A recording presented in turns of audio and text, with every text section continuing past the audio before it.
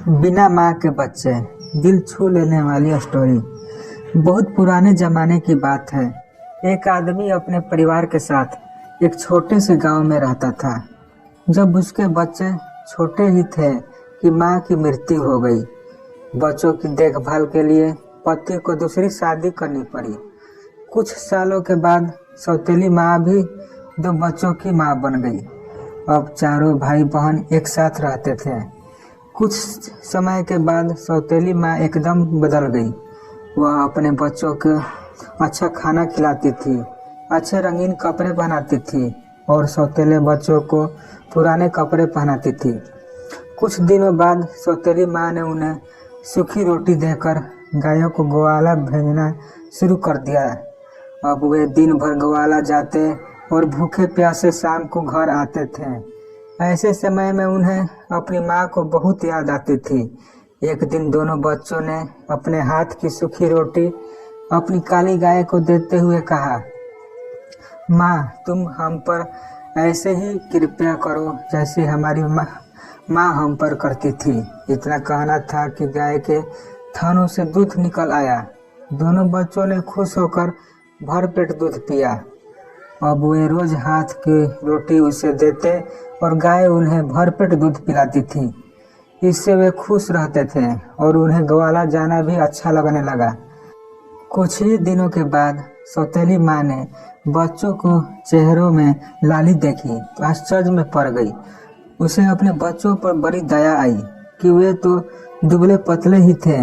दूसरे ही दिन से उसने अपने बच्चों को भी सूखी रोटी देना शुरू कर दिया। 2-3 दिन सप्ताह बाद उसने देखा कि बच्चे हट्टे कट्टे होने के बदले कुछ ज्यादा ही दुबले पतले दिखाई देने लगे थे। अब माँ थोड़ी उलझन में पड़ गई। उसने अपने एक बच्चे को इसका राज जानने के लिए भाइयों के साथ ग्वाला भेजा और कहा कि वह ध्यान दे कि भाई दिन में क्या खाते हैं। दूसरे दिन तीनों भाई गायों को लेकर जंगल की ओर निकल पड़े। गायों ने आराम से चरगाह में घास चरी। दोपहर का समय होने को आया।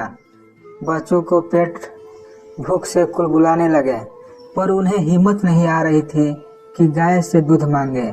उन्हें डर था कि उनका सौतेला भाई माँ से चुगली न कर दे।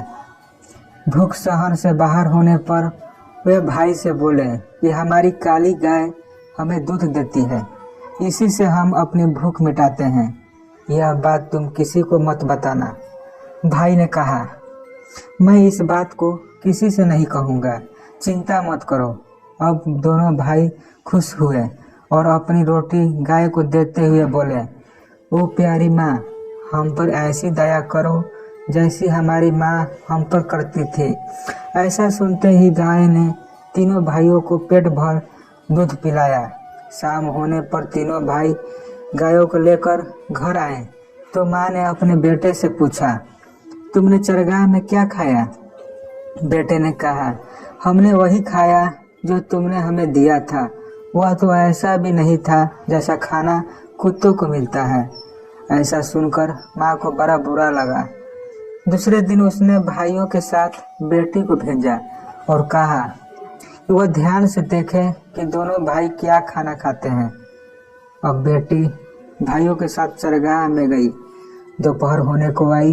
बच्चों को भूख लगने लगी। उन्होंने पिछले दिन की तरह ही बहन से भी कहा, प्यारी बहन, तुम किसी से मत कहना कि हम खाना कैसे मिलता है। बहन ने भरोसा दिलाया कि वह किसी से नहीं कहेगी। अब भाई गाय के पास गए और अपने हाथ की सूखी रोटी देते हुए बोले, ओ प्यारी माँ, हम पर ऐसे ही दया करो जैसी हमारी माँ करती थी। उस दिन गाय ने उन्हें ढेर सारा खाना दिया। सबने पेट भर कर खाया। लड़की ने थोड़ी सा खाना अपना चुन्नी में छुपा लिया। घर पहुँचते ही माँ ने पूछा कि तुमने चरगाह में क्या खाया? बेटी ने उत्तर दिया, मेरी चुन्नी से पूछो, मुझसे नहीं। माँ ने चुन्नी देखी तो उसमें खाना था। माँ ने पूछा, यह कहाँ से आया? बेटी ने माँ से कहा कि इसका जवाब चुन्नी ही दे रही है कि खाना गाय ने दिया था। यह जानकर माँ को बड़ा गुस्सा आया कि सौतेले बच्चे चरगाह में मजे कर रहे हैं। उसने उनकी काली गाय को ही मारने की ठान ली। उसने बीमार होने का बहाना करके वैद्य से कहा कि वह उसके पति से कहे कि काली गाय का मांस खाकर ही वह अच्छी हो सकती है। वैद्य ने ऐसा ही किया। उसके पति को कहा कि उनके घर की काली गाय को ही मारना होगा।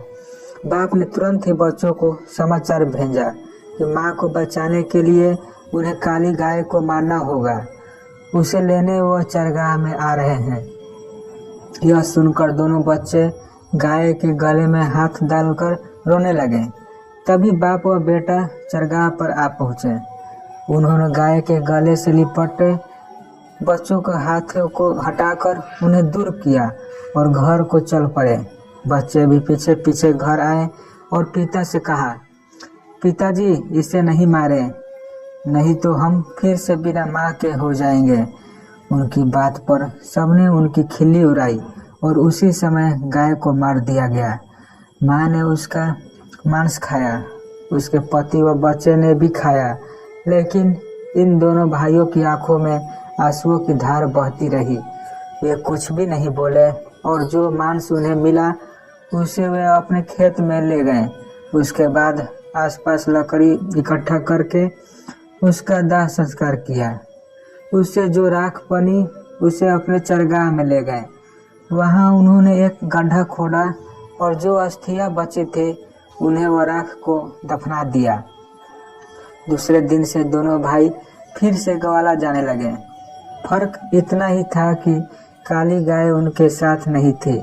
वे रोज चरगाह में अपनी गाय को अस्थियों के पास जाकर प्रेम की 2 आंसू बहाकर दूसरी गायों के साथ घर लौटाते थे। एक दिन हमेशा की तरह वे चरगाह में पहुंचे तो देखा कि अस्थियों की जगह पर एक सुंदर एलोवेरा यानी धृत कुमारी का पौधा खड़ा था। वे आश्चर्य से उसके पास गए और उसकी लंबी लंबी पत्तियों को सहलाने लगे। तभी उस सुंदर पौधों ने उन्हें अपनी गोद में ले लिया और खाने की बौछार कर दी। दोनों भाई उस पर लिपटे हुए बोले, हमारी माँ कभी गाय बनकर आती है, कभी एलोवेरा की बहार बनकर आती है। माँ कितनी अच्छी होती है, क्यों है ना? कहकर दोनों भाई हंसने लगे। कहते हैं कि उसके बाद वे दोनों भाई अपनी सौतेली माँ के पास नहीं गए। उसी धृत कुमारी ने उनका पालन पोषण कर उन्हें बड़ा बनाया। दोस्तों, स्टोरी अच्छी लगी हो तो प्लीज़ चैनल को सब्सक्राइब एंड लाइक ज़रूर कर दीजिएगा। धन्यवाद। बाय बाय।